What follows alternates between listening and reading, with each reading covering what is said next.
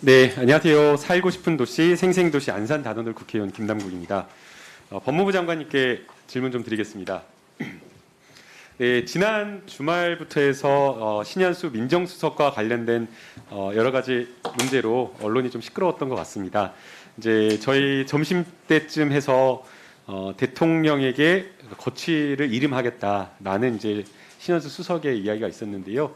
언론 보도에 따른 뭐 인사와 갈등이 있는 것 아니냐라는 등등의 많은 설이 있는데 법무부 장관으로서 그리고 인사에 직접 제청을 한 법무부 장관으로서 인사의 여러 가지 의사결정에 관련되어 소상하게 이야기하는 것 자체가 부적절하다라고 생각이 되는데 장관님도 같은 생각이시죠? 예, 의원님. 그렇기 때문에 제가 전주 의원님 질문에 그렇게 답변을 드린 거죠. 네, 부득이하게 소상히 그 의사결정 과정을 낱낱이 이야기하기 어렵다라고 생각이 들고요. 그것은 인사를 하는 의사결정의 특성 때문에 본질적으로 어쩔 수 없는 문제다라는 생각이 듭니다. 그러나 청와대에서 공식적으로 발표한 것 중에 사실이 아닌 게 있나요? 제가 청와대 말이 사실이기 때문에 네. 청와대 말씀으로 제가 가름한다라고 답변을 드렸습니다. 네, 그러면 청와대에서 장관이 청와대와 인사와 관련되어서 충분하게 상의를 해서 결정을 했다라는 것, 그리고 패싱은 없었다라는 것, 그리고 청와대 내부에 인사와 관련되어서 갈등이 없었다라는 것, 이런 것들을 저희가 충분하게 사실로 받아들이면 되는 거겠죠? 의원님 말씀이 더 자세하십니다. 네. 그리고 또 한 가지 이제 언론에서 지적을 하고 있는 것이 민정수석과 법무부 장관 사이의 갈등인 것 같습니다. 인사와 관련된 부분도 그렇고 또 인사 이외의 여러 법무 행정과 관련된 부분에 있어서 민정수석실과 소통이 되지 않는다라고 하면 사실은 그것도 좀 우려스러운 일입니다. 그런데 제가 알기로는 개인적으로도 신현수 민정수석과 박범계 장관이 10여 년 넘게 아주 가까운 사이로 여러 뭐 공적인 사적인 어떤 그런 관계를 하고 있어서 소통이 잘 될 걸로 기대가 되는데 그렇게 저희가 생각이 될까요?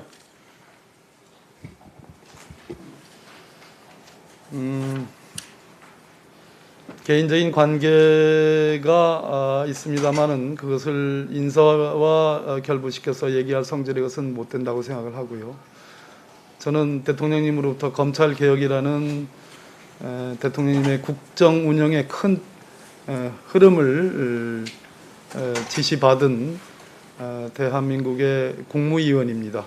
대통령을 보좌하는 법무참모입니다. 그 이상도 그 이하도 아닙니다. 그런 차원에서 이번 인사 임했고 앞으로도 그럴 예정입니다. 네, 잘해주실 거라 믿습니다. 예.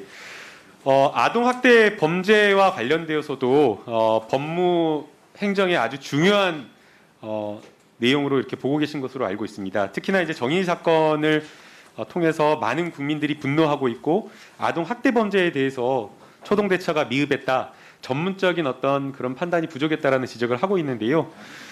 비슷한 사건으로 JTBC에서 보도한 구마교회 사건을 혹시 아시나요? 예. 예, 목사가 공부방을 지역에 운영하면서 아동들을 그루밍하고 그리고 그루밍 대상이 된 그런 어떤 아동들을 대상으로 해서 감금하고 학대하고 성착취, 심지어는 노동착취까지 일삼았다라고 하는 매우 심각한 사건입니다. 여기에 대해서 검찰과 경찰이 수사를 하고 있는 것으로 보고 있는데 심각한 문제는 이게 가족이 그냥 목사 한 명이 한 것이 아니라 많은 사람들이 동원이 돼서 조직적으로 되었다라는 점입니다. 그리고 그 범죄가 그 범죄의 온상이 되었던 교회와 공부방이 여전히 운영되고 있다라고 하고 있는데 지금 공범들에 대한 수사도 제대로 되고 있지 않고 그 범죄의 온상이 되었다라고 하는 이 공부방은 제대로 드러나고 있지도 않은 그런 상황입니다. 여기에 대해서 법무부가 검찰이 매우 심각하게 문제인식을 하고 범죄가 계속될 수 있기 때문에 굉장히 심각하게 문제의식을 가지고 대책을 세워야 된다고 생각이 되는데 어떤 계획이 있으실까요? 김남국 의원님 지적처럼 그 사건은 충분히 부각이 되어 있지 못한 것 같습니다. 정인양 사건은 정말 사회적인 많은 여론의 큰 질타를 받았고 그로 인해서 여러 가지 제도적 방책이 강구되고 있습니다만 의원님 지적한 사건은 충분히 그러지 못한 점 알고 있고 그 점에 대해서 유념하고 다시 한번 주의를 환기할 필요가 있고 수사면 수사 또 대책이면 대책 그런 것을 강구할 필요가 있다 이렇게 말씀드립니다. 예, 특별한 대책을 좀 마련해 주셔야 되고 생각이 됩니다.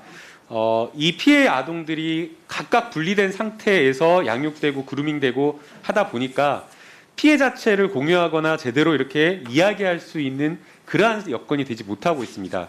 그런데 지금 이 범죄의 특성을 보게 되면 사실상 범죄단체 조직죄의 구성 요건을 충족한다라고도 판단할 수가 있습니다. 이게 범죄단체 조직죄가 되려면 다수의 구성원이 공동의 목적을 가지고 시간적인 어떤 연속성과 계속성을 가진 상태에서 연락체계, 통속체계를 가지면서 조직적으로 범죄를 저지른 경우에 해당될 수 있을 것 같은데요.